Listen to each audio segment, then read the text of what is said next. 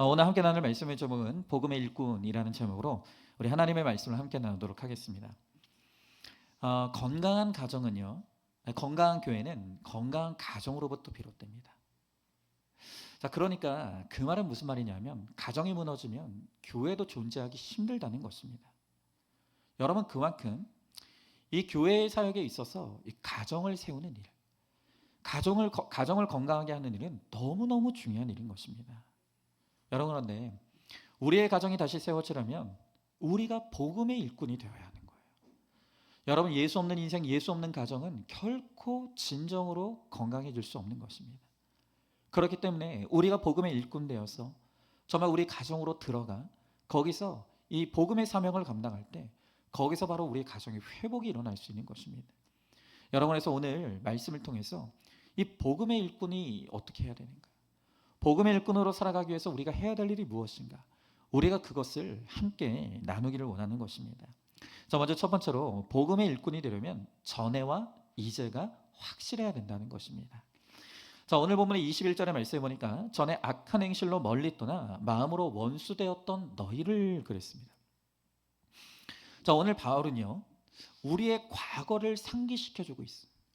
우리가 전에 어떤 사람이었는가, 그러면서 우리가 전에는, 예수 믿기 전의 과거에는 악한 행실로 멀리 하나님을 떠나서 마음으로 하나님과 원수되었었던 사람들이다, 이렇게 말하는 것입니다. 여러분, 이 원수라는 단어는 고의적인 의도가 포함되어 있어요. 이 그리스도를 믿지 않는 인간은 단순히 하나님을 믿지 않는 게 아니에요. 그 마음으로 하나님을 적극적으로 대적하는 원수의 마음이 있다는 것입니다. 여러분, 그래서 하나님을 멀리 떠나는 것이 이 죄인된 인간들의 특징인 것이죠. 여러분, 그러나 우리가 여기서 착각하지 말아야 될 것은, 하나님과 원수되었다라고 하니까 이 원수는 그냥 교회 밖에 있는 사람들이라고 착각할 수 있어요. 그러나 여러분, 그렇지 않습니다. 하나님과 원수된 사람들은 교회 바깥에도 있겠지만 교회 안에도 있을 수 있다는 거예요. 예를 들어볼까요? 이런 것이죠. 여러분, 교회를 다닌다고는 하지만 공동체에 들어올 것을 권면하면 오기 싫어서 거부한다든지, 혹은 오늘 우리들 가운데서 온라인 예배를 고집하는 분들이 있어요. 이 교회가 하나님이 세우신 그리스도의 피로 값주고 세우신 교회임에도 불구하고 교회에 들어오기를 거부하는 거예요. 그리고 코로나가 끝났는데도 온라인 예배로 그냥 편안하게 혼자 드리는 분들이 있어요. 또 어떤 분들은 필요 이상으로 교회와 목회자를 비난하는 분들도 있습니다. 여러분, 제발 부탁드리는데요, 적어도 자녀들 앞에서는 교회 욕하지 마세요. 목회자 욕 좀 하지 마십시오. 다 듣고 있습니다. 그게 우리 자녀들의 구원을 망치는 독이 된다는 걸 여러분들이 아셔야 돼요. 또 어떤 분들은 죄를 회개해야 된다고 말하면, 아까 이 간증해 주신 집사님도 그랬죠. 아니, 내가 피해자인데 왜 자꾸 내 죄를 보라고 하느냐고, 아니 왜 자꾸 내 잘못만 보라고 하느냐고, 왜 나한테만 그러라고 하느냐고 회개를 거부하는 분들이 있어요. 여러분, 바로 이런 것들이 하나님과 원수된 사람들의 모습이라는 거예요. 자, 그러니까 오늘 성경에서 하나님과 원수되었다라고 할 때 그 원수는 교회 바깥에만 있는 사람들이 아니라 교회 안에 교회를 다니는 사람들 가운데서도 여전히 하나님과 원수된 자들이 있다는 것입니다. 여러분, 오늘 22절의 말씀해 보니까 이제는 그의 육체의 죽음으로 말미암아 화목하게 하사 너희를 거룩하게 하고 흠이 없고 책망할 것이 없는 자로 그 앞에 세우고자 하셨으니 그랬습니다. 여러분, 전에는 우리가 하나님과 원수되었다 그랬습니다. 그러나 예수와 정말로 하나 되고 정말 예수 그리스도를 나의 구원자와 주님으로 믿고 영접하는 자들은 이제는 하나님과 화목하는 자가 된다라고 하시는 거예요. 여러분 예수님을 왜 믿으십니까? 내가 너무 불쌍해서 믿습니까? 내 배우자와 자식들이 속을 썩여서 믿으십니까? 너무 되는 게 없어서 믿으십니까? 여러분, 어떤 사람이 김영자 목사님에게 이런 메일을 보냈대요. 메일의 내용이 이렇습니다. 정말 이렇게 되는 것이 없는데 교회를 왜 나가야 되는지 모르겠습니다. 내 주변에 있는 친구들이 너는 예수 믿는데 그것밖에 안 되냐, 그런 얘기를 듣는 것도 이제는 지쳤습니다. 이런 내용의 메일을 보냈다는 거예요. 여러분, 우리는요 정말 이 뿌리 깊은 이 기복의 가치관이 있기 때문에 이 땅의 야망과 욕심을 우리가 정말 끊어내지 못하기 때문에 자꾸 우리는 예수를 믿는 것과 이 세상에서 잘 되는 것을 자꾸 연관지어서 생각해요. 그러니까 우리는 예수를 잘 믿고 내가 교회 열심히 하고 내가 헌금을 열심히 하면 하나님께서 나에게 이 땅에서 잘 되게 해주셔야 된다는 이 기복의 가치관과 믿음이 자꾸 연결이 되는 거예요. 물론 그런 것도 아예 없는 건 아닐 거예요. 여러분, 그러나 오늘 바울은 우리가 예수를 믿는 목적이 무엇인가를 설명하기를, 우리가 예수를 믿는 목적은 거룩하고 흠이 없고 책망할 것이 없는 자로 그 앞에 하나님 앞에 세우고자 함이라 라고 말씀하고 있는 것입니다.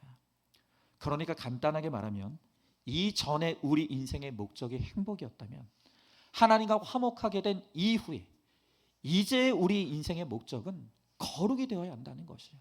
여러분, 다시 말씀드립니다. 인생의 목적이 행복이 아니라 거룩이라는 것은 여러분, 행복을 포기하라는 말이 절대로 아닙니다. 정말 우리가 진정한 행복을 얻고 싶습니까? 그러면 그 행복을 얻기 위해 먼저 이루어야 될 것이 바로 거룩이라는 거예요. 여러분, 거룩이 뭡니까? 이 거룩의 헬라어 원어의 뜻은 구별됐다는 뜻이에요. 자, 그러니까 우리가 이 골로새서를 처음 시작할 때 성경이 이 세상을 흑암이라고 정의하는 것을 우리가 보았죠. 그렇죠? 여러분, 이 세상은 흑암이에요. 그렇기 때문에 이제는 우리가 그리스도인으로서 이 어둠의 흑암으로부터 구별되고 분리되어서 이제 빛 되시는 예수님께 복음 앞으로 나와서 우리의 삶과 인격이 변화되어져 가는 것, 이것이 바로 거룩한 사람들의 특징이라는 거예요. 여러분, 저는 목사지만 여러분, 저도 이 구속사의 복음을 만나기 전의 저와 만난 이후에 이제 저희가 너무나 많이 변화되었다는 것을 저는 확실하게 고백할 수가 있습니다. 여러분, 저에게 이 구속사의 말씀이 들리기 전에 저는 정말 철저히 기복에 치우친 목사였습니다. 그래서 저도요, 목사지만 제 목회의 목적이 무엇이었냐면 저의 행복이었습니다. 저는 제가 목회하는 목적이 제가 행복해지려고 목회했더라고요. 그때는 몰랐는데 이제 와서 돌아보니까 저는 그런 목사였어요.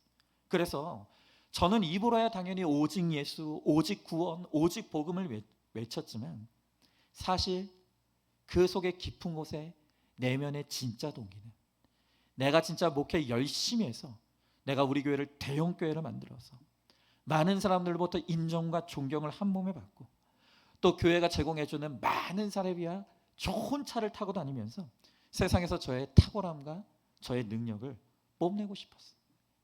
그게 제 진짜 목적이었어요. 그러면서 저는 하나님 앞에 뭐라고 이야기했냐면, 하나님, 내가 이렇게 교회를 키워서 대형 교회를 만들면 그게 나만 좋은 건가요? 하나님도 좋으신 거잖아요. 그거 저 좋으라고만 하는 게 아니라 하나님도 좋으라고 하니까 하나님 꼭 저 좀 도와주셔서 저 큰 교회 목사 되게 해주세요. 제가 예전에 그렇게 하나님 앞에 기도했어요. 여러분, 그러나 이제 정말 구속사의 말씀이 저를 뚫고 들어오기 시작했을 때 겉모습의 그럴싸한 신앙의 고백들을 다 걷어치우고 정말 제 속사람이 있는 진짜 제 모습을 하나님께서 복음으로 보게 하는 그 순간 정말 제 안에는 진실이라는 것은 하나도 없고 오로지 거짓과 위선, 세상 야망과 욕심, 악과 음란으로 가득 찬 정말 쇳덩어리 인생이라는 것을 저로 하여금 보게 하신 것입니다. 그리고 이런 저에 대해서 하나님이 얼마나 진노하시고 오랫동안 참으셨는지, 그리고 제가 비록 목사이지만 이런 쇳덩어리 인생이기 때문에 오늘 죽어서 지옥에 떨어진다 할지라도 원망 한마디, 불평 한마디 할 수 없는, 정말 저는 지옥에 갈 수밖에 없는 인생이라는 것이 너무 무섭도록 인정이 되는 거예요. 정말 철저하게 회개했습니다. 그래서 전에는 야망을 위해 살았다면 이제는 사명을 위해 사는 인생으로 변화되었습니다. 전에는 저의 행복을 위해서 목회했다면 이제는 정말 거룩을 목적에 두고 살아가는 인생으로 살아갈 수 있도록 하나님께서 저를 변화시켜 주신 것입니다. 여러분, 그것이 얼마나 은혜인지 모르겠어요. 여러분, 어떻습니까? 여러분은 예수 믿기 전에와 이제 나의 변화가 있습니까? 이 구속사의 말씀을 듣기 전에 나와 이후에 나의 변화가 분명하게 이루어지고 있느냐는 것입니다. 오늘 여러분들의 가족들은 여러분들에게 뭐라고 말하고 있습니까? 정말 우리 엄마가, 우리 아빠가 교회 나가더니 이전에는 이런 사람이었는데 이후에는 이런 사람이 됐어. 오늘 우리 가족들이 내 변화를 그렇게 느끼고 있습니까? 아니면 왜 우리 엄마 아빠는, 내 아내는, 내 남편은 교회 다닌다고 하는데 왜 이전이나 지금이나 변하는 게 없지? 도대체 교회는 왜 나가는 거지? 혹시 그런 이야기를 듣고 있지는 않느냐는 거예요. 여러분, 정말 우리 신앙을 점검해 봐야 돼요. 전에와 지금이 이유가 변하지 못한다면 우리가 복음의 역할을, 복음의 일꾼이 될 수가 없다는 것입니다. 여러분, 질문입니다. 여러분의 전에와 이제는 확실합니까? 여러분의 인생의 목적은 행복입니까? 거룩입니까? 꼭 좀 한번 나눠보시기 바라겠습니다. 자, 두 번째로, 여러분, 복음의 일꾼에게는 너희의 공동체가 반드시 필요하다는 것입니다. 자, 오늘 23절의 말씀입니다. 만일 너희가 믿음에 거하고 터 위에 굳게 서서 너희 들은 바 복음의 소망에서 흔들리지 아니하면 그리하리라. 이 복음은 천하 만민에게 전파된 바요 나 바울은 이 복음의 일꾼이 되었노라 그랬습니다. 자, 오늘 여기에 보면 너희가 믿음에 거하고 라고 했습니다. 내가 아니에요. 너가 아니에요. 너희가 믿음에 거하고라고 합니다. 여러분, 너희는 복수죠? 공동체를 의미하는 거예요. 그러니까 너희가 믿음에 거한다라는 말은 뭐냐? 믿음이라는 것은 나 홀로의 믿음은 없다는 거예요. 나 혼자의 믿음은 없다는 것입니다. 여러분, 구원받은 참된 신자라면 누구든지 공동체에 속해서 매주 나의 믿음을 점검하고 또 검증되어야 우리가 각자 직장의, 가정의 터 위에서 우리가 굳건하게 설 수가 있다는 것이죠.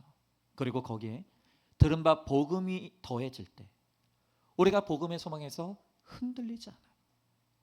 여러분, 그렇기 때문에 정말 우리가 구원이 굳어지고 정말 우리가 거룩한 하나님의 자녀로 날마다 성장하기 위해서는 공동체가 없이는 그것은 불가능한 거예요. 여러분, 김양재 목사님이 우리들 교회를 분석을 해봤대요. 왜 이렇게 우리들 교회가 건강하고 정말 이 회복과 치유가 일어나는가? 분석을 해봤다고 합니다. 그렇게 분석해 보고 나니까 결론이 났는데, 뭐라고 결론했냐면 김양재 목사님 말씀이 목사가 설교를 잘해서 치유와 회복이 일어나는 게 아니더라는 거예요. 내 설교 때문에 성도들이 변화되는 게 아니더라는 거예요. 조사를 해봤더니요, 우리들 교회는 전체 교인 중에 목장에 소속되어서 이 목장과 함께 가는 성도들이 비율이 여자는 85%고 남자는 80%에 육박을 하더라는 거예요. 여러분, 이게 뭘 의미하는 줄 아십니까? 여러분, 그저 무리 속에 한 사람으로 섞여서 일주일에 한 번씩 그저 설교를 듣는 것만으로는 절대로 치유와 회복을 경험할 수 없다는 거예요. 그냥 여러분들 가운데는 주일날 교회 안 나오면 찜찜하니까, 그래도 주일날 나와서 설교는 한 번쯤은 들어야 될 것 같으니까 교회에 나온다는 분들이 있어요. 그러니까 변화가 안 돼요. 그냥 이 군중 속에 섞여서 내가 누구인지도 모르는 이 군중 속에 섞여서 그냥 주일 한번 잠깐 말씀 듣고 가는 그것만으로는 절대로 회복과 치유가 일어나지 않아요. 공동체 안에서 치열하게 자기의 죄를 고백하고 또 함께 말씀을 나누면서 위로를 주고받고 처방을 주고받는 오늘 이 상호작용이 일어날 때 거기서 회복과 치유가 일어나게 되더라는 거예요. 여러분, 어떤 사람은요, 아니 그렇게 목장으로 모이는 것도 그것도 끼리끼리 아니냐, 아니 믿는 사람이면 밤낮 그냥 끼리끼리 모이는 게 아니라 세상에 나가서 빛과 소금의 역할을 감당해야 되는 거 아니냐라고 말해요. 맞는 말인 것 같죠? 되게 좋은 말인 것 같아요. 여러분, 그런데 생각해 보십시오. 우리가 세상에 나가서 빛과 소금의 역할을 감당하려면 내가 먼저 살아야 될 거 아닙니까? 내가 먼저 변화되고 능력이 있어야 될 거 아닙니까? 나 하나도 변화되지 않아요. 나 하나도 힘이 없어요. 그러면서 우리가 어떻게 가정을 변화시키고 세상을 변화시킬 수 있겠습니까? 그러니까 여러분, 정말 우리가 가정을 변화시키고 세상을 변화시키기를 원한다라고 한다면 우리가 공동체 안에서 내가 먼저 살아나는 역사가 일어나야 되는 것입니다. 여러분, 그렇게 공동체에서 내가 살아나려면 나를 직면해야 돼요. 그리고 나를 직면하려면 나를 직면케 해주는 공동체 안에서 날마다 회개를 이루어가는 그 과정들이 필요한 것입니다. 그래서 그 공동체 안에서 우리의 죄를 회개하게 되고 내가 복음의 능력으로 변화되고 살아나면 그 힘으로 가정을 살릴 수 있게 되는 것이고 나라를 살릴 수 있는 역사가 일어날 수 있는 것입니다. 여러분, 그런데 아직도 어떤 분들은 이 교만이 깨지지 않는 분들이 있어요. 교만이 뭡니까?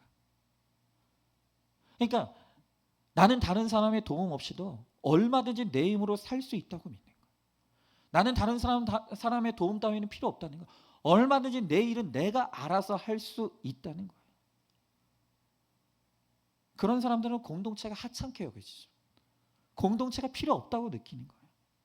여러분, 그래서 우리가 같은 예수를 믿어도 이 신앙에도 파가 있어요. 어떤 파가 있냐? 하나님께 혼자 기도하고 혼자 신앙생활해도 된다는 파가 있고요. 혼자 파가 있고요. 또 공동체에 나가지만 그냥 나랑 비슷한 사람, 나랑 맞는 사람, 나랑 친한 사람들끼리만 만나길 원하는 로터리 클럽 파들이 있어요. 여러분, 이게 평소에는 좋은 것 같아요. 그냥 힘든 사람, 나랑 안 맞는 사람, 이런 사람들 다 쳐내고 그냥 나랑 맞고 잘 어울리는 사람하고 교양 있게 서로 우아하게 그렇게 나누는 게 그게 평소에는 좋아 보여요. 여러분, 그러나 그 교양 가지고는 가정의 불화, 이혼, 자녀의 탈선 이런 진짜 문제를 만났을 때는 전혀 도움이 안 되는 거예요. 여러분, 왜 그렇습니까?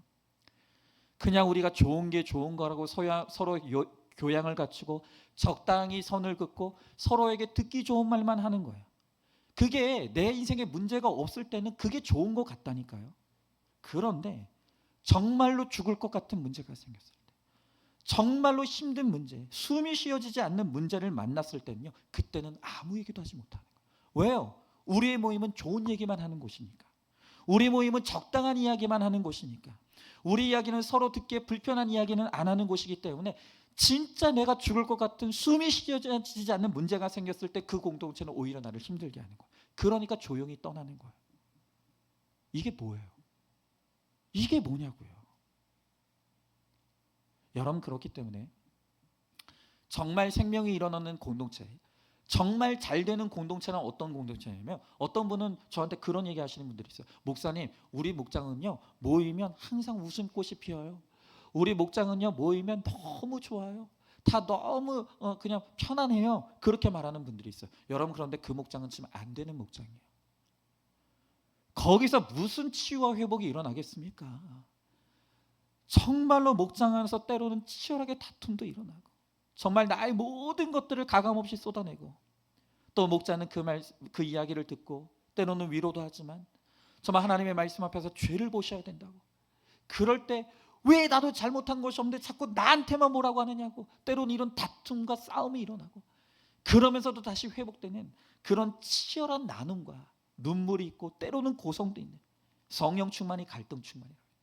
여러분, 이런 것들이 정말로 생동감 있게 일어나는 목장이 진짜 되는 목장인 거예요. 여러분, 혹시 여러분들 가운데 목장에 가면 전혀 나랑 맞는 이야기가 없어서 공감이 이루어지지 않는 분들이라고 생각하시는 분들이 있습니까? 그렇지 않아요. 비록 나에게는 지금 그 일이 없을 수 있어요. 그러나 먼저 고난을 통과하고 있는 사람들이 들려주는 다양한 고난의 이야기를 들으면서 미리 예방주사를 맞는 거예요. 예방주사. 여러분, 지금 내가 그런 일을 겪고 있지 않는다고 해서 내 인생에 그런 일이 없을 것 같습니까? 그렇지 않다고요. 우리 인생에는 무슨 일이든 일어날 수가 있는 거예요. 여러분, 그렇기 때문에 정말 우리 공동체가 먼저 고난의 길을 겪으면서 그 고난 속에서 일어나는 다양한 일들을 우리들에게 들려줄 때 그걸 미리 듣고 가는 사람에게는 그게 약재료가 되고 예방주사가 되는 거예요. 그리고 내가 그런 일을 만났을 때 내가 들었던 복음이 나를 살리고 그 고난을 해석해주는 능력이 될 수가 있는 것입니다. 여러분, 그러니까 정말로 이 말씀이 있는 이 공동체가 우리들에게 얼마나 큰 은혜이고 능력이 되는지, 이 공동체 안에서 우리가 서로의 이야기를 주고받는 이 훈련들이 얼마나 우리를 성장시키는지, 여러분, 이 공동체가 얼마나 중요하다는 것을 여러분들이 반드시 깨달아야 되는 것입니다. 제가 오늘 여러분들에게 정말 중요한 이야기를 하니까 좀 귀담아 들으셔야 돼요. 이게 뭐냐? 아마 여러분들이 뭐 이해를 하든 하지 않든 여러분들이 아마 요즘 가장 많이 듣는 단어 중에 하나가 AI라는 단어일 거예요. 여러분, 이 AI의 뜻이 좀 유식한 말 할게요. AI는 Artificial Intelligence라는 이 단어의 약자예요. 뜻이 뭐냐? 인공지능이에요. 인공지능 많이 들어보셨죠? 여러분, 지금 전문가들 사이에서 이제 인공지능이 지배하는 세상이 곧 오게 될 것인데, 인공지능이 지배하는 이 세상이 과연 축복이 될지 재앙이 될지 전문가들 사이에서 치열하게 논쟁이 벌어지고 있습니다. 그런데 어느 쪽이 되었던 간에 AI가 지배하는 세상에 대해서 일치되게 전망하는 게 뭐냐? 그것은 이제는 똑똑하고 공부 잘하던 사람들이 성공하는 시대는 끝났다는 거예요. 머리 좋고 똑똑해서 학벌 좋은 사람들이 잘 먹고 잘 사는 시대는 이제 끝났다고 말하는 거예요. 여러분, 이제까지는 공부 잘하는 사람, 좋은 대학 간 사람, 학벌 좋은 사람, 이런 사람들이 무조건 성공하던 세대였어요. 그런데 이제는 이 인공지능 AI가 이 세상에서 가장 똑똑한 사람들보다 더 똑똑한 것이 현실이 됐어요. 여러분, 이건 미래가 아니에요. 지금 이미 이 세상에서 일어나고 있는 현실입니다.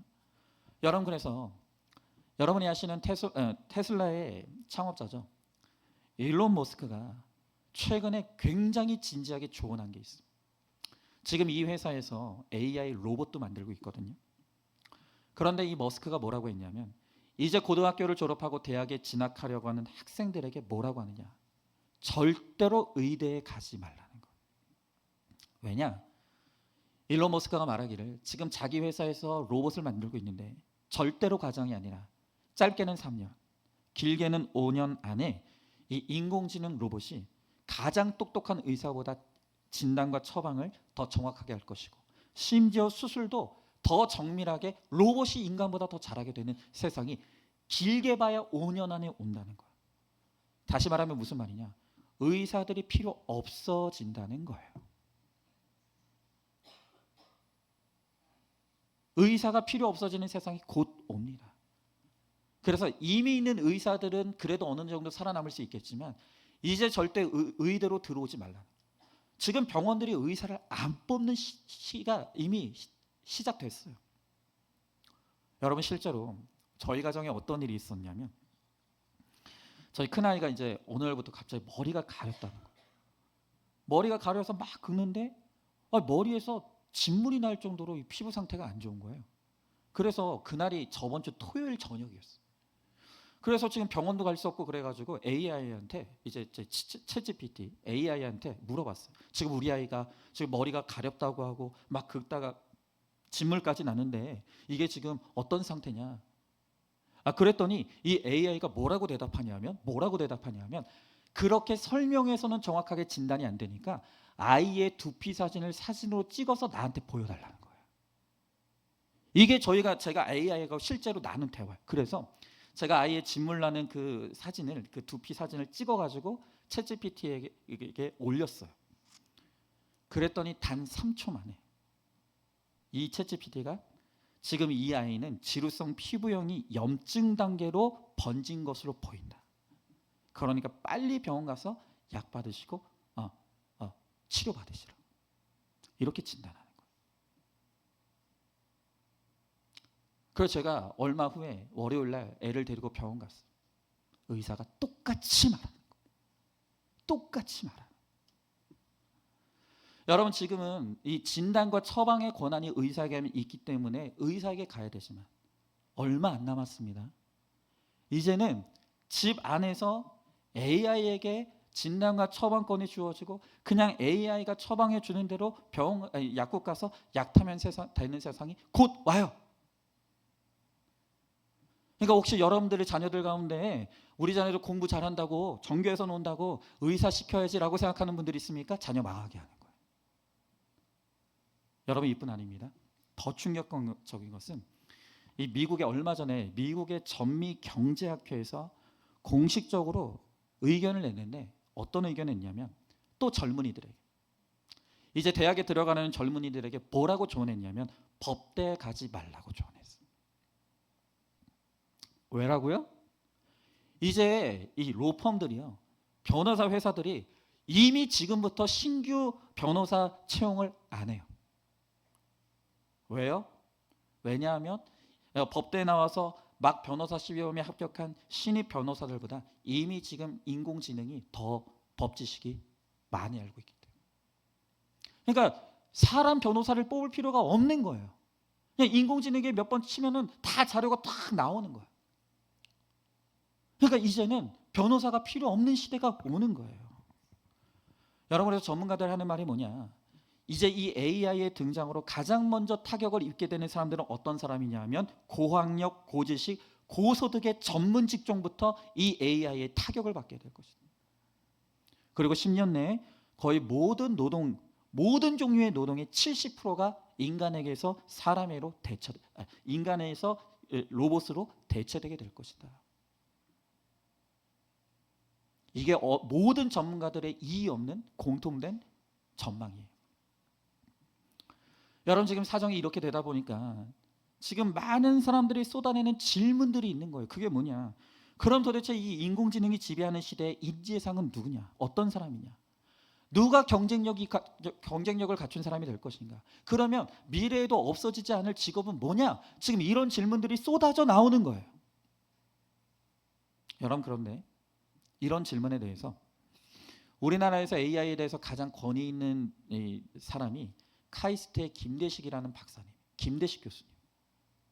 근데 이분이 인공지능 시대에도 살아남을 수 있는 인재상은 어떤 사람이냐에 대해서 너무나 놀라운 대답을 하는 거예요. 자, 여러분, 로봇이 지배하고 인공지능이 지배하는, 이제는 똑똑한 것이 절대로 인간의 경쟁력이 될 수 없는 이제 이 세상에서 과연 인간이 어떻게 하면 경쟁력을 갖출 수 있을까요? 어떤 능력이 있어야 될까요? 한번 여러분들이 머릿속에서 한번 대답을 한번 해보세요. 예측을 한번 해보세요. 여러분의 대답은 뭐죠? 자, 여러분의 대답을 머릿속에 집어넣고 그러면 이 카이스트의 김대식 박사는 뭐라고 이야기하느냐? 그가 이렇게 이야기해요. 들어보세요. 이제는 똑똑한 사람이, 기능이 좋은 사람이 잘 먹고 잘 사는 시대는 끝났다. 그러나 AI 시대에도 살아남을 사람은 바로 사랑하는 사람이다. 그랬어요. 너무 뜬금없죠? 너무 뜬금없잖아요. 여러분, 카이스트 박사가 우리가 생각할 때는 어떤 특별한 기능, 어떤 특별한 능력을 갖춰야 된다고 말할 것 같은데 이 카이스트 교수가 말하는 건 뭐냐? 이제 이미 인공지능이 인간의 지능을 훨씬 뛰어넘어 버렸다는 거예요. 이제 곧 있으면 로봇이 인간의 능력을 대체하는 날이 오게 될 거라는 거예요. 그러니까 인공지능과 인간은 경쟁할 수가 없어요. 그럼에도 불구하고 인간이 인공지능보다 뛰어나고 마지막까지 경쟁할 수 있는 건 뭐냐? 사랑이라는 거예요. 사랑. 너무 뜻밖이죠. 근데 여러분, 우리가 조금만 이 말을 묵상해 보면 이 김대식 교수의 말이 너무 당연한 거예요. 그렇죠. 여러분, 지식과 기능으로는 인간이 AI를 이길 수가 없어요. 여러분, 그래서 지금 여러분의 자녀들에게 야, 공부해서 남주냐? 공부해. 여러분, 너 공부해서 의사 돼야 돼, 판사 돼야 돼, 검사 돼야 돼. 여러분 자녀들 죽이는 거예요. 큰일 납니다. 이제 그렇게 가르치면 안 되는 거예요. 그걸로는 이길 수가 없는 거예요. 여러분, 그러나 AI는 죽었다 깨어나도 가질 수 없는 게 뭔지 아십니까? 그게 영혼이에요. 영혼. 여러분, 심지어 공감과 위로도요, 그게 로봇이 더 잘하게 될 거예요. 여러분, 인간은 남의 힘든 이야기 들으면 한 1시간만 들으면 나가 떨어져. 로봇은요 3시간, 10시간을 내 이야기만 떠들어도 절대 지치지 않습니다. 공감과 위로까지도 로봇이 대체해 줄 수 있어요. 그러나 로봇이 절대로 대체하지 못하는 건 뭔지 아십니까? 뜨거운 눈물이에요. 뜨거운 눈물이에요. 누군가의 아픔에 정말 진실로 마음으로 공감해주고 정말 뜨겁게 눈물을 흘려줄 수 있고, 누군가 좋은 일을 당했을 때 그를 위해 환하게 웃어줄 수 있고, 그리고 36.5부의 그 따뜻한 체온으로 서로를 안아줄 수 있는 그 사랑이에요. 그거는 AI가 흉내낼 수도 없다는 거예요. 그 인간성을 갖춘 사람, 그 인간미를 갖춘 사람은 AI 시대에도 살아남게 된다는 거예요. 여러분, 그러니까 이제까지는 머리만 똑똑하면요, 일만 잘하면 인간미가 없어도, 이런 표현 죄송해요, 인간 같지 않아도 여러분 머리 똑똑하고 일만 잘하면 살아남았어요. 성공할 수 있었다고요. 여러분, 그러나 미래는 인간다운 인간, 진실하고 사랑하고 정말 뜨겁게 눈물을 흘려줄 수 있고 함께 환하게 웃어줄 수 있는 정말 인간 같은 인간, 인간다운 인간만이 살아남을 수 있다라고 말을 하는 거예요. 자, 그런데 문제는 뭐냐?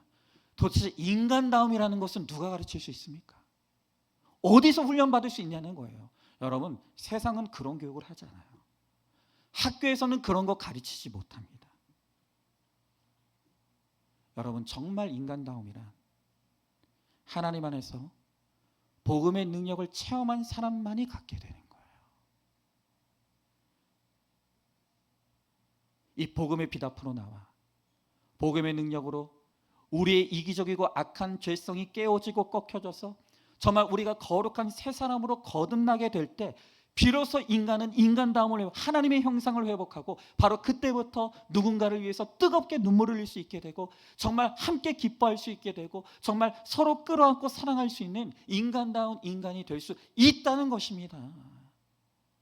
여러분, 이것도 모르면서 여러분들이 세상 돌아가는 흐름도 알지 못하고 여러분 오늘부터 이제 청소년부 수련회 가요. 근데 오늘 여러분들 가운데서 아직도 수련회는 무슨 수련회야? 아니, 공부도 때가 있는 거야. 수련회 가지 말고 공부해. 예수님은 엄마 아빠가 잘 믿을 테니까 너는 학원 가. 여러분, 아직도 예전의 사고방식에 틀어박혀서 자녀들을 이렇게 양육하고 가르친다라고 한다면 여러분들의 자녀는 죽게 될 거예요. 여러분, 다행히도 지금 여기 계시는 세대의 어른들은 이 AI의 재앙에서 이제 비껴나갈 수 있습니다. 그러나 여러분들의 자녀들 중에서 아직 초등학교에 있는 아이들, 초중고등학교에 있는 아이들, 곧 이 재앙이 와요. 여러분의 손주들 큰일 났어요. 큰일 났다고요. 그러나 오늘 이런 세상 속에서도 정말 복음의 빛 안에서 예수 그리스도를 믿는 믿음 안에서 공동체를 통해서 정말 참다운 인간됨을 훈련받고 이 복음의 능력으로 거룩함을 이루는 바로 그 사람들이 세상이 그토록 목말라하는 진짜 일꾼이 될 수가 있다는 거예요. 우리가 이것을 반드시 깨달아야 되는 것입니다. 여러분, 그래서 지금 아직도 오늘 여러분들 가운데 뭐 교회는 안 다니지만 우리 자녀들이 그래도 공부는 잘해요. 그래도 뭐 정말 그게 얼마나 무서운 이야기인 줄 아셔야 돼요. 빨리 교회로 데리고 오셔야 되는 거예요. 빨리 이 아이들을 정말로 주님을 만날 수 있도록 애통하는 마음으로 복음의 빛 앞으로 데리고 오셔야 되는 거예요. 그래서 우리 자녀들이, 우리 다음 세대들이 정말 말씀으로 깨어지고 거룩한 자녀들이 될 때 이 어지러운 세상 속에서도 정말 세상을 위한 일꾼, 그리고 하나님의 나라의 일꾼으로 우뚝 서게 되는 은혜가 임하게 될 줄로 믿습니다. 답답해서 또 열이 올랐는데 질문해 볼게요. 아직도 나홀라의 믿음입니까? 아직도 공동체를 무시하고 있습니까? 과거든 현재든 미래든 말씀과 공동체에서 받는 훈련이 세상을 이기는데 능력이 된다는 것을 알고 있습니까? 여러분, 마지막 세 번째로 복음의 일꾼이 되려면 그리스도의 남은 고난을 우리의 육체에 채워야 한다고 말하는 거예요. 자, 오늘 24절의 말씀해 보니까 나는 이제 너희를 위하여 받는 괴로움을 기뻐하고 그리스도의 남은 고난을 그의 몸된 교회를 위하여 내 육체에 채워놓으라 그랬어요. 자, 오늘 성경에 보니까 그리스도의 남은 고난이 있대요. 여러분, 예수님의 고난은 십자가에 못 박혀 죽으심으로 끝났던 게 아니에요. 아직도 예수님은 고난을 받고 있다고 하십니다. 왜요? 그분의 몸된 교회가 이 죄악된 땅에 남아있는 한 주님의 고난은 끝나지 않아요. 왜요? 예수님과 우리는 한 몸이니까. 주님과 우리가 한 몸으로 우리가 묶여있기 때문에 우리가 죄악된 이 땅에서 살면서 고난을 받을 때 우리가 받는 고난을 예수님은 자신의 고난으로 느끼신다는 것입니다. 여러분, 바울뿐만 아니라 우리 하나님의 사람들이 복음 때문에, 믿음 때문에 이 땅에서 당하는 고난은 바로 그리스도의 고난에 동참하는 거예요.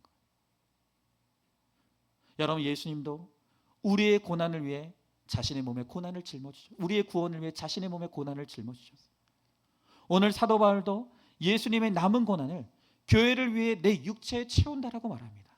여러분 그렇다라고 한다면 오늘 나의 구원을 위해, 내 가정의 구원을 위해 우리가 고난당하는 것을 왜 마다하겠습니까?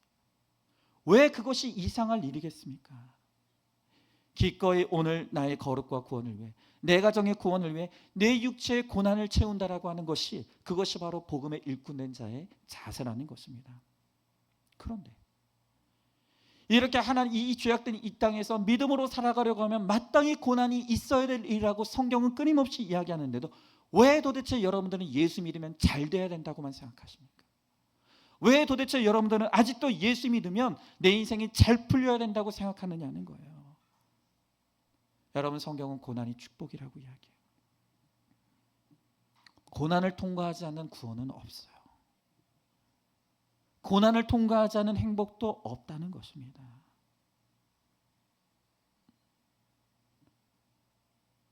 여러분, 이제 우리가 전에는 하나님과 원수되었던 자이지만 이제는 예수님을 나의 구원자와 주인으로 영접했습니다.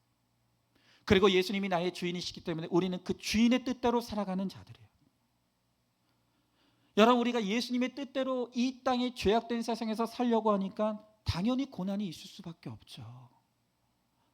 여러분, 전에는요, 우리가 하나님을 알지 못했을 때는, 우리가 정말 진실로 예수님을 믿고 영접하지 못했을 때에는 그냥 내 마음대로 살았어요. 내가 하고 싶은 대로, 내가 원하는 대로. 오늘 우리는 그렇게 살았어요. 그러나 이제 우리의 주인이신 예수님의 뜻대로 살려고 하니까 이제는 더 이상 우리가 내 마음대로 살지 못해요. 내가 좋아하던 것들을 끊는 일들이 일어나야 되는 거예요. 술과 담배, 도박, 게임, 여자, 남자, 여행, 친구들의 유혹.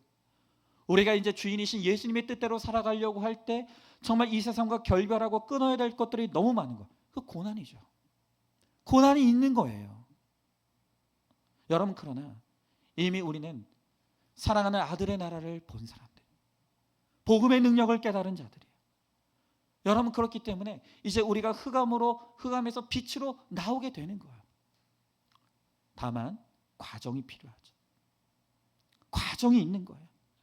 여러분, 오늘 예수 믿고 내일 변화되는 게 아니에요. 여러분, 그렇기 때문에 우리가 비록 예수 믿고 구원받았지만, 우리는 분명히 이제 구원받은 하나님의 자녀들이 맞습니다. 여러분, 그러나 이제 변화되어져 가는데 시간이 필요하고 과정이, 마치 우리가 여행을 갈 때 목적지까지 가는 티켓을 끊었기 때문에 확실히 목적지에 가요.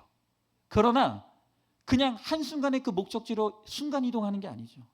그 목적지까지 가는 데는 시간이 필요하고 과정이 필요해요. 마찬가지로 우리가 흑암의 세상에서 하나님의 아들의 나라로 옮겨졌어요. 우리는 반드시 그 나라에 들어가게 될 거예요. 하지만 그 나라에 가기까지 우리에게는 변화의 과정이 필요해요. 거룩으로 가는 과정이 필요하다는 거예요. 그리고 그 과정 속에서 우리가 과거의 습관들, 죄된 어떤 습관들과 중독들과 이런 것들을 끊어내는 그 고난의 과정들이 필요하다는 거예요. 여러분, 그러니까 오늘 여러분들 가운데 나는 예수 믿는데 이게 끊어지지 않는가? 나는 내가 예수 믿는다고 하는데 나는 왜 이 상처에서 벗어나지 못하는가?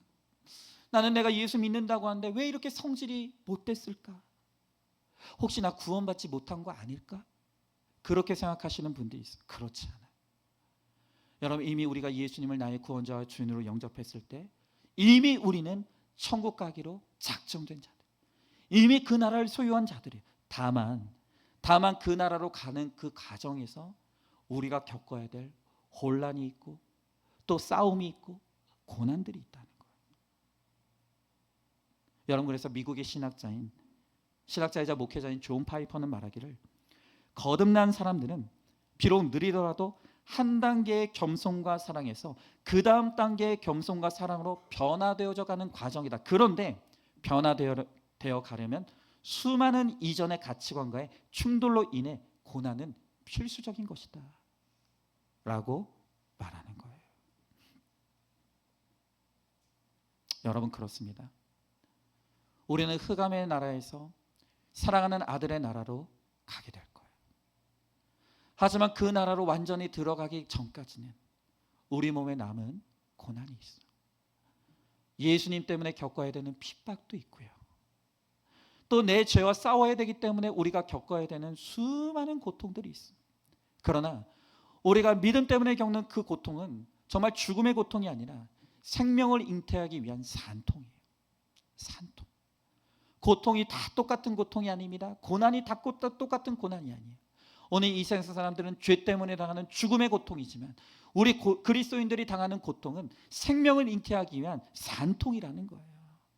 그러므로 우리가 예수를 믿고 이 고난을 잘 견디고 이 고난을 내 몸에 짊어지며 그렇게 살아갈 때 오늘 그 고난이 우리로 하여금 축복이 되는 역사가 일어나게 되는 것입니다.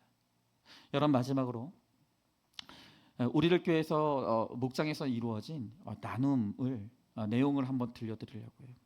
어떤 한 목장에서 한 목원 집사님이 이런 나눔을 했다고 합니다. 최근 4살이 될 때까지 사랑으로 키웠던 손녀가 나를 싫어하는 사건을 겪었습니다.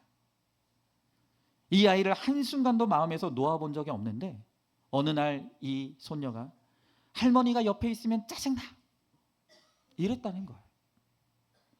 나는 누구를 배신해 본 적도 없고 배신 당해 본 적도 없는데 손녀에게 이런 배신을 당할 줄 몰랐기에 순간 눈물이 쏟아졌다는 거예요. 자, 여러분, 그런데 이 목원의 나눔을 들은 목자님이 이렇게 처방을 해주었대요. 내 자식에게도 못 들어본 말을 평생에 처음으로 손녀에게 들었으니 얼마나 충격을 받으셨겠습니까? 하지만 제가 오늘 드리고 싶은 처방은 그냥 손녀의 그 말을 계속 들으시라는 겁니다. 손녀가 말하는 걸 처음에 들었을 땐 충격이겠지만 계속 들으면 들을만 합니다. 그랬다는 거예요. 그러면서 이 목자님이 계속 처방해 주기를 4살 아기의 말을 듣고 울어버리신 것은 바로 집사님의 수준을 드러내는 것입니다. 하나님 보시기에는 그 집사님이나 손녀나 영적으로는 똑같은 4살의 수준입니다. 이제는 영육간에 회복하여 성장하셔서 손녀를 더 이상 믿음의 대상이 아니라 구원의 대상으로 여기셔서 예수 씨를 전하는 할머니로 자리매김하시기를 바랍니다. 그랬다는 거예요. 그렇죠. 이게 목장이죠. 여러분, 세상에서도 얼마든지 내가 슬픔을 당했을 때 위로와 공감 세상에서도 얼마든지 할 수 있습니다. 얼마나 속상했냐. 어떻게 그런 인간이 있을 수 있냐. 손녀랍시고 말이야. 뭐 그런 이야기는 할 수 있겠지만 거기서 무슨 변화가 일어나겠습니까? 말씀이 있는 공동체이고 목자이기 때문에 힘들겠지만 상처받았겠지만 이게 딱 집사님의 수준이라고. 왜 그 손녀라 할지라도 그 손녀를 믿음의 대상으로 보고 있느냐고. 손녀가 믿음의 대상이 아니라 사랑의 대상이라고. 구원해야 될 대상이라고. 그러니 이제부터 구원의 대상으로 여기시라고. 여러분, 이렇게 정말로 믿음의 처방을 해줄 수 있는, 내가 듣기 싫은 이야기라도 들어야 될 이야기를 해줄 수 있는 공동체가 우리를 생명으로 이끄는, 복음의 일꾼으로 성장시켜주는 바로 공동체라는 것입니다. 여러분, 오늘 주님께서 우리를 복음의 일꾼으로 부르고 계십니다. 오늘 이 어지러운 세상 속에서 정말로 우리가 살아간다는 것이 쉬운 일이 아니에요. 여러분, 그러나 우리가 이제까지 살아온 인생도 쉬워서 살아온 게 아니지 않습니까? 우리가 하나님의 은혜였기에 살아온 것이, 그리고 지금도 후에도 우리는 하나님의 은혜로 살아갈 인생들이에요. 여러분, 그렇기 때문에 세상이 아무리 어지럽고 세상이 아무리 복잡하고 세상에 무슨 일이 일어날지 모르는 예측할 수 없는 세상이라고 하더라도 하나님의 복음은 변하지 않아요. 예수님은 흔들리지 않는 거예요. 예수 그리스도를 믿는 그 믿음과 흔들리지 않는 복음의 터 위에 서서 우리가 그 믿음으로 살아갈 때 하나님께서 전에도 그러셨고 지금도 그렇고 앞으로의 우리 인생도 정말 붙들어 주시고 우리를 생명으로 인도하시고, 그리고 우리를 이 세상 가운데서 그리스도의 일꾼으로서 정말 귀하고 값지게 사용해 주시는 그 은혜를 누리게 되는 저와 여러분, 우리 모두가 될 수 있기를 주님의 이름으로 축원합니다. 오늘 이 시간 우리 말씀을 기억하면서 우리 같이 찬양하고 기도하기 원합니다. 여러분, 제가 오늘 AI의 세상에 대해서 이야기했어요. 아마 두려우신 분들이 있을 거예요. 야, 앞으로 이 세상은 어떻게 되는 거냐. 우리 자녀들은 어떻게 키워야 되나? 우리 손주들을 어떡하나? 여러분, 그러나 두려워하지 마십시오. 제가 아까도 말씀드렸지만 여러분들은 이제까지는 인생이 쉬워서 사셨습니까? 아니잖아요. 우리는 전쟁도 겪었고요, IMF도 겪었고요, 코로나도 겪었어요. 어차피 이 세상은 우리의 힘으로는 살아갈 수 없는 세상. 여러분, 이제까지 우리가 살아온 것이 우리의 힘과 능력으로 살아온 것이 아닙니다. 하나님이 보이지 않는 손길로 우리를 붙드시고 인도해 주셨기 때문에 우리가 여기까지 올 수 있었던 것입니다. 여러분, 그렇기 때문에 앞으로 세상이 어떻게 변화될지 알지 못하지만 두려워하지 마십시오. 정말 우리가 말씀과 공동체에 묶여서 흔들리지 않는 진리의 터 위에 서서 하나님의 인도하심을 누리며 가면 반드시 주님께서 우리들에게 생명을 허락해 주시고 주님 오시는 그날까지 우리를 지키시고 보호하시고 인도해 주실 줄로 믿습니다. 여러분, 우리가 이 예수의 생명을 가지고, 그리고 이 생명을 가지고 세상에 나가야 돼요. 두려워 떨고 있는 이 세상 속에서 정말 우리가 복음으로 세상을 정말 일깨우고 정말 주님께로 그들을 인도해야 돼요. 여러분, 특별히 정말 우리 다음 세대들을 빨리 주님께로 인도해야 되는 거예요. 주님 만나지 않고서는 정말 이 세상 가운데서 살아갈 수 없는 것입니다. 여러분, 오늘 이 시간 정말 나는 주님을 섬기는 것에 후회가 없습니다. 내 인생을 가장 잘한 일은 내가 예수님을 만난 것입니다. 오늘 이 찬양 우리 같이 찬양하면서 결단하며 나가도록 하겠습니다. 우리 같이 찬양합니다. 나의 평생에 가장 복된 일은 내가 예수님을 만난 것이라. 나의 평생에 가장 잘한 일은 내가 예수님을 주로 섬긴 것이. 우리 2절 찬양합니다. 세상 살 동안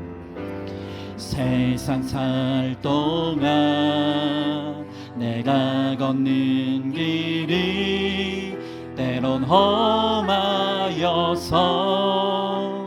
넘어질 때도 주의 강한 손이 나를 붙드시니 나는 예수님만 주로 섬기며 살리. 아멘. 나는 주를 섬기는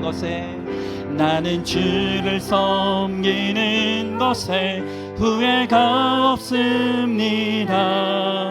내가 걸어온 모든 시간 다 주의 은혜니, 내가 걸어갈 모든 날도 주만 섬기며 살리.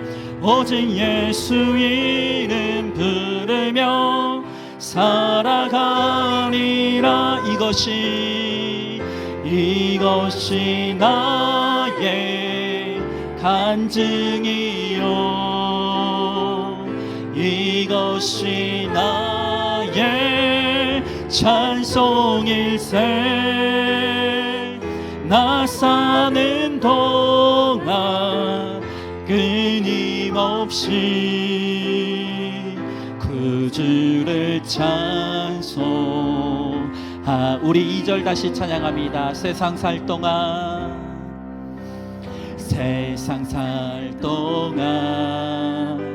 내가 걷는 길이 때론 험하여서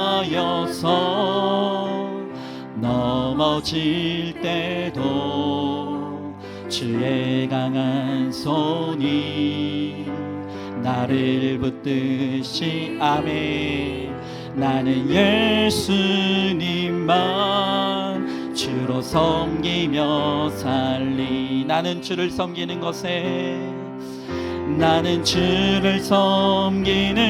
것에 후회가 없습니다.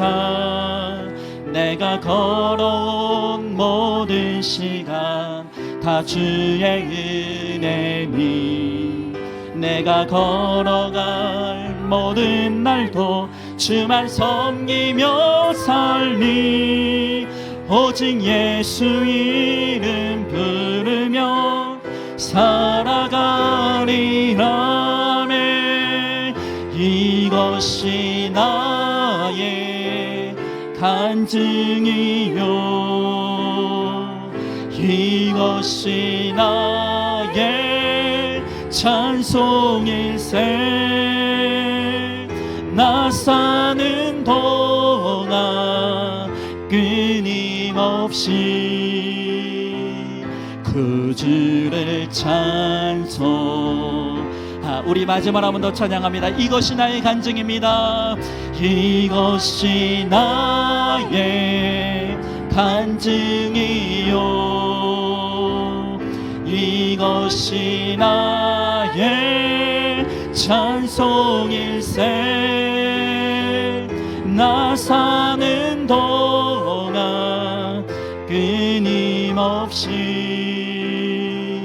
그 주를 찬송하리로다. 아멘. 여러분, 오늘 주님께서 우리들을 복음의 일꾼으로 부르십니다. 이 세상이 점점 어려워집니다.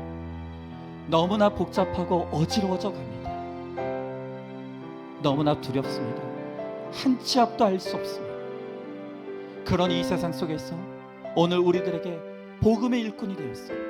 두려워하는 이 세상 사람들, 헤매이고 방황하는 이 세상 사람들을 주님께로 인도해야 된다고 말씀하십니다. 여러분, 예수님 안에 생명이 있습니다. 복음 안에 능력이 있습니다. 이 복음 안에 우리가 어떻게 살아가는지에 대한 정답이 있습니다. 여러분, 이제까지 살아온 우리의 인생도 우리가 답이 있어서, 능력이 있어서 우리가 이제까지 살아온 것이 아닙니다. 보이지 않는 주님의 손길에 우리를 인도해 주셨기에, 내가 넘어지고 쓰러질 때도 주님이 우리를 이끌어 주시고 일으켜 세워 주셨기 때문에 우리가 여기까지 올 수 있었습니다. 여러분, 그렇기 때문에 우리가 정말 예수 안에서, 복음 안에서 우리가 생명을 얻고 능력을 얻어서 오늘 이 세상에 나가 정말로 이 세상에게 예수님을 소개하고 그들을 주님께로 인도할 때, 이 어지럽고 복잡한 세상 속에서도 주님이 우리를 지키시고 주님 오시는 그날까지 우리를 이끌어 주실 줄로 믿습니다. 여러분, 특별히 오늘 이 시간 기도할 때, 오늘부터도 시작되는 우리 청소년 모습 수련회를 위해서 기도하기 원합니다. 하나님, 오늘 우리의 다음 세대들이 점점 어려워지는 세상 속에 살아가고 있습니다. 하나님, 그들을 만나주시고 정말 그들을 복음으로 시켜주셔서 정말 거룩한 사람, 인간다운 인간, 정말로 사랑할 수 있는 사람들이 되게 하여 주셔서 하나님 아버지, 이 세상 가운데서 정말 이 세상의 일꾼으로, 정말 하나님 나라의 복음의 일꾼으로 정말 우리 다음 세대들이 쓰임받을 수 있도록 하나님 그들을 이 수련을 통해서 만나달라고, 우리도 만나달라고 오늘 이 시간 말씀을 기억하며 함께 기도하며 나가도록 하겠습니다. 기도하겠습니다. 사랑과 은혜가 충만하신 하나님 아버지, 주님의 귀한 사랑과 은혜를 감사드립니다. 하나님 아버지, 세상이 점점 더 어려워져 갑니다. 이 세상을 살아가는 것이 점점 더 힘들어 갑니다. 하나님, 그래서 우리가 두렵습니다. 하나님, 염려가 됩니다. 어디로 가야 될지 몰라 방황하고 있습니다. 그러나 하나님 아버지, 이제까지 우리가 살아온 것도 우리의 힘으로 산 것이 아닙니다. 하나님의 은혜로 살아왔습니다. 하나님 아버지, 그렇기 때문에 우리는 주를 섬기는 것에 후회함이 없습니다. 하나님 아버지, 앞으로 우리의 인생이 어떻게 될지라도 우리가 예수 안에, 하나님 진리의 복음 안에 있다면 하나님 주님이 우리를 이끄시고 인도해 주실 줄로 믿습니다. 하나님 아버지, 특별히 우리 다음 세대를 위해서 기도합니다. 하나님 아버지, 너무나 어지러워져가는 이 다음 세대 가운데서 주님 그들을 만나 주셔서 정말 하나님 아버지, 그들이 예수 그리스도 안에서 거룩한 주의 백성들이 되게 하시고 새벽 이슬 같은 주의 청년들이 되게 하시고, 하나님 아버지, 그래서 정말 세상 가운데서도 하나님 안에서도 아버지 쓰임받는 하나님 나라의 일꾼이 될 수 있도록 주여 나의 하나님 아버지 함께하여 주시옵소서. 하나님 아버지, 주를 붙들고 나아갑니다. 주의 은혜를 소망하며 나아갑니다. 하나님, 우리 가운데 함께하여 주시옵시고 주님 우리를 인도하여 주시옵소서. 우리를 붙잡아 주셔서 주님 오시는 그날까지 주님의 나라로 우리를 인도하여 주시옵소서. 믿습니다. 감사합니다. 하나님, 점점 더 세상이 어려워져 갑니다. 이 세상을 살아가는 것이 너무 복잡하고 너무 힘이 들고, 그래서 두렵고 염려가 됩니다. 하나님, 그러나 우리가 이제까지 산 것도 인생이 쉬웠기 때문에 살았던 것이 아닙니다. 오늘 우리의 인생도 너무 버거웠고 너무 힘들었고 내 힘과 내 능력으로는 도저히 살 수 없는 이 땅의 삶이었지만 보이지 않는 하나님의 손길이 있었기에, 하나님의 은혜가 있었기에 오늘 우리가 여기까지 왔던 것을 오늘 이 시간 주님 앞에 고백합니다. 그러하게 내가 주를 섬기는 것에는 후회가 없습니다. 비록 우리가 살아갈 앞으로의 삶이 어떤 일이 펼쳐질지 우리는 알지 못하지만 하나님 두려워하지 않게 하시고 정말 어지러운 이 세상 속에서도 변화되지 않는 주의 말씀 붙들고 하나님의 인도하심을 누리고 예수의 생명을 품고 오늘 이 땅을 살아가므로 주님께서 주님 오시는 그날까지 우리를 인도해 주시는 하나님의 은혜를 누리며 살아가는 우리 모두가 되게 하여 주시옵소서. 하나님, 특별히 이제 우리 다음 세대를 위해서 기도합니다. 오늘부터 청소년 수련회가 있습니다. 하나님, 정말 우리 다음 세대들이 우리보다 더 힘든 세상을 살아가야 될 테지만 하나님, 이들에게 주님 찾아가 주시고 주님 만나 주시고 이들에게 예수의 생명을 허락하여 주셔서 정말로 하나님 거룩한 정말 우리 다음 세대 새벽의 이슬 같은 주의 청년 되게 하시고 이들의 예수의 생명으로 뜨겁게 사랑하며 정말 이 세상 가운데서 정말 인간다운 인간의 삶을 살아감으로 말미암아 정말 이 세상 속에서도 또 하나님의 나라에서도 정말 귀하게 쓰임받는 하나님의 일꾼으로 하나님 정말 우뚝 세워지는 우리 다음 세대 우리 자녀들이 될 수 있도록 주님께서 함께하여 주시옵소서. 반드시 우리 주님께서 그렇게 하여 주실 줄 믿사오며 사랑이 많으신 우리 예수님 이름 받들어 기도드리옵나이다. 아멘. 이제는 우리 주 예수 그리스도의 은혜와 하나님의 사랑과 성령의 교통하심이 전에도 지금도 후에도 내 힘으로 사는 것이 아니라 오직 하나님의 은혜와 말씀의 능력으로 사는 것임을 믿고 나의 인생도 또 우리의 자녀들도 주님께 맡김으로 주님이 우리의 인생을 이끌어 가시기를 소망하는 사랑하는 모든 성도들 머리머리 위 또한 복음의 일꾼으로 주님 앞에 쓰임받기를 결단하는 모든 성도들 위 이제로부터 영원토록 함께 계실지어다. 아멘.